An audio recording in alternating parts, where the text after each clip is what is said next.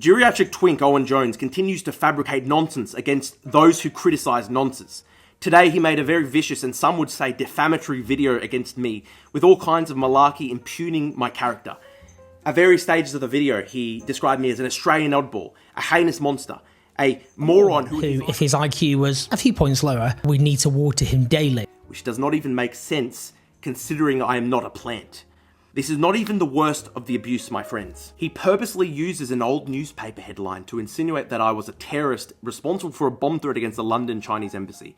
In fact, I was actually released and cleared of all charges on that one, unlike Hugh Edwards, which we will get to, his friend Hugh Edwards, but that's for later. Everybody knows this was a blatant setup.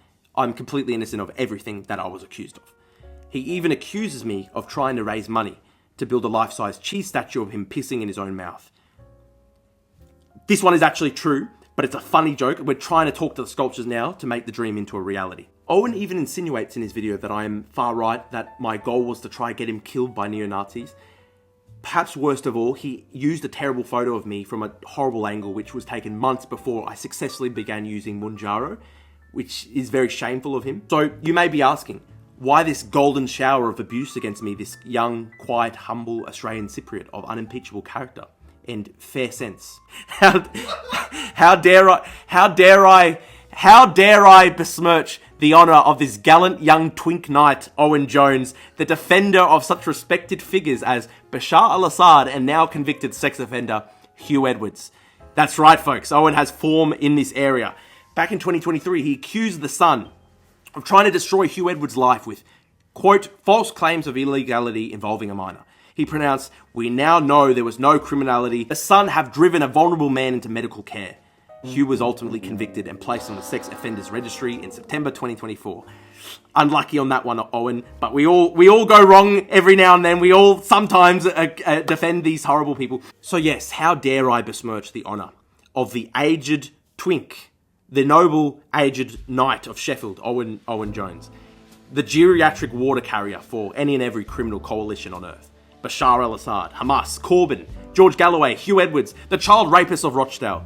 The Owen Defence League is now in session. It's not yet been prescribed as a criminal terrorist organisation by Keir Starmer. You can still be a member. You can still subscribe to his Patreon. Now, let's get into this. Let's go through his video, unpack his lies, his deceptions, his deflections one by one. First, he accuses me of ascribing to him a fake quote. The narrative around grooming gangs is racist and untrue. He says that the clip I posted was taken out of context.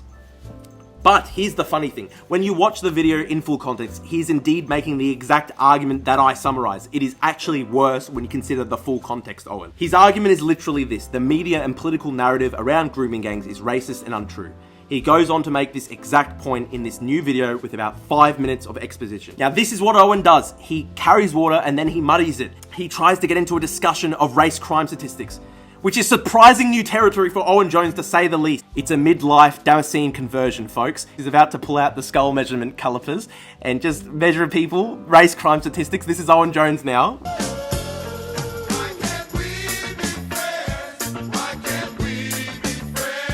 He goes on to state that a Home Office report found the majority of child sexual abuse gangs were made up of white men in Britain. A Home Office report found that, and I quote, the majority of child sexual abuse gangs are made up of white men under the age of 30. As if this is a shocking and exculpatory statistic in a country that is 76% white according to the last census.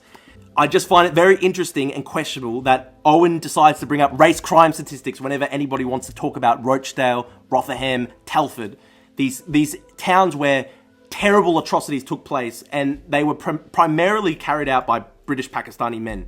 Literally 1 minute prior to him making this point in his video, he states British men of Pakistani origin had raped many white girls in, for example, Rotherham, and this horrific scandal is very much real, and it is not racist or untrue to talk about these scandals. Nowhere did I deny that British men of Pakistani origin had raped many white girls in, for example, Rotherham and Telford. These are horrific scandals, which are very much real, and it is not racist or untrue to talk about those scandals. Great to have that confirmation by Owen. So why is it that any time anybody ever tries to talk about Rochdale, Rotherham and Telford, Owen Jones must catapult himself into this discussion with race crime statistics to try and prove that this is not a big issue because all pedophiles are actually white? Let us go to the article he cites. Here is a quote. Some studies suggest an overrepresentation of Black and Asian offenders relative to the demographics of national populations. However, it is not possible to conclude that this is representative of all group-based child sexual exploitation offending. How convenient. The study can find that the majority of pedophiles in a majority white country are white, but they cannot make any conclusions related to overrepresentation due to data quality problems. And that may very well be the case, given the independent J report into Rotherham noted several council staff described their nervousness about identifying the ethnic origins of perpetrators for fear of being thought racist. Others remembered clear direction from their managers not to do so. Gee, Mr. Jones, I sure wonder why there are data quality problems, considering that British bureaucrats were unwilling, unable, or explicitly directed not to record the ethnic origins of perpetrators as reported in the independent J report into Rotherham. I wonder if you actually read the report before making your shit video. Next, Owen tries to deflect by dredging up a case involving a white grooming gang comprising 21 individuals who abused 7 children over a decade in Walsall and Wolverhampton. An absolutely horrendous, sick case. If you take, for example, Walsall, 21 members of a grooming gang were convicted in 2023. All of them were white.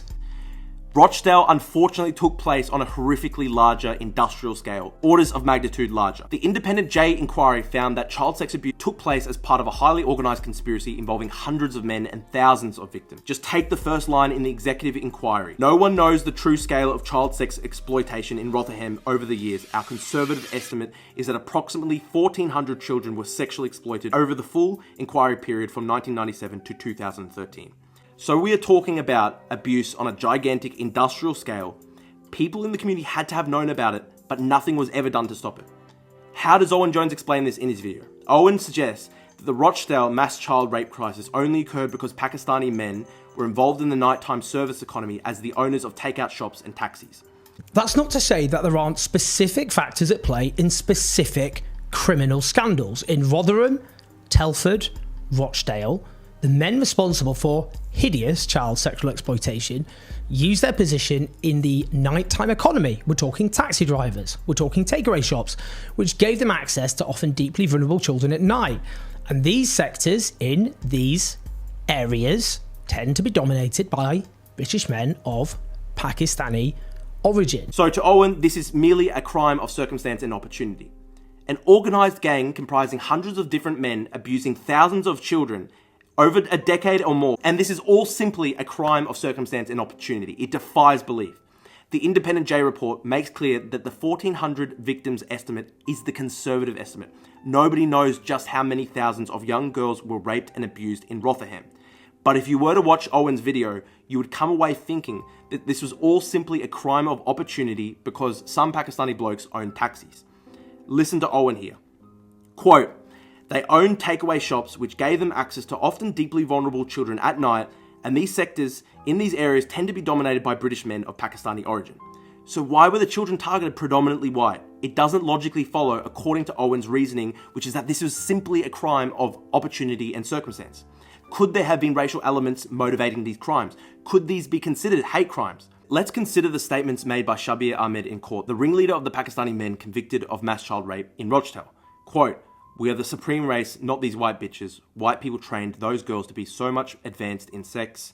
Quote, "This was the Rochdale grooming case. The girls were already selling their bodies. No Pakistani went knocking on the doors in Hayward saying, quote, 'Have you got any young girls? Can we have sex with them?' Quote, 'My only crime was to be Muslim, not of the majority race.'" Again, according to Owen, there was no racial aspect to this crime. It was all simply a crime of opportunity. Now, you don't have to take my word for it. Again, you can go straight to the independent report, which concluded that this abuse was allowed to continue at the time due to engaged staff being uncomfortable in confronting the racial aspect of the case or being directed to not identify the ethnic origins by managers. Or you can listen to Nazir Afzal, the British Muslim Pakistani prosecutor in the Rochdale grooming case, who secured dozens of convictions. He said, quote, "There's a deficit of leadership in some parts of the Muslim community. They could be much more challenging of certain behaviours." Quote, "This is the most effective way to counter the threat of Islamophobia. The silence of people who may know something or have heard something only hurts our children." He recalled that a journalist once asked him, "Why do you keep picking subjects that give the far right a stick to beat Muslim communities with?" He replied, "We should have our own stick to deal with these issues. By not talking about these things, we've given the far right their opportunity." On claims that have targeted him because he's a progressive. Given Twitter, or X, whatever, is now rigged in favour of hateful far-right accounts who can behave essentially as they wish, you can now easily put a target on the back of anyone you despise associated with progressive causes. But I've been a progressive my entire life, and I don't understand why Owen's instinctive knee-jerk reaction to absolutely heinous atrocities, whether it's the Rochdale grooming gang or Hamas on October 7, is to knee-jerk try and find excuses, try and find justifications to defend and deflect from these atrocities. I thought as a progressive we wanted to defend vulnerable people, vulnerable victims of human rights abuses. Well, here is a terrible human rights atrocity on a terrible scale, and Owen Jones just pathologically cannot discuss it without constant deflection. And the J Street report notes that it is precisely this kind of mindset that enabled and allowed this horrific abuse against children to take place for so many years right under the noses of the police, politicians and media in Britain. Now, let me just conclude this video by pointing out something about Owen Jones' conclusion where he professes to really genuinely care for victims of child sexual exploitation. Quote, "It's a horrific crime and it needs to be taken deadly seriously. It's up to the rest of us to make sure or to do our best to take this horror with the seriousness that it deserves.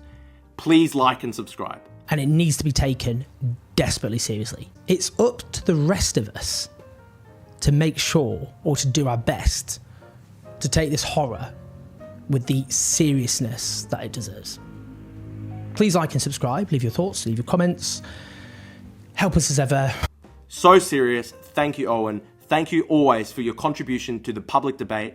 You make such great contributions, and we're all in awe. We're all in awe of the aged twink from Sheffield. Thank you. Signing off.